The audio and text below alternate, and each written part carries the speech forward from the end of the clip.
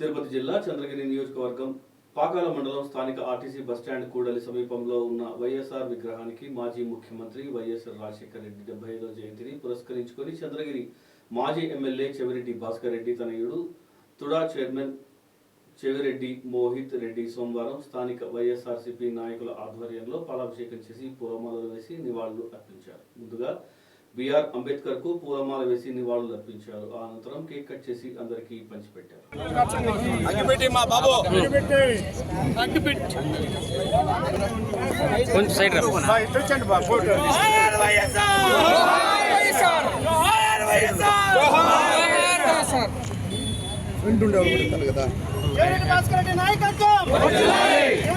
నాయకత్వం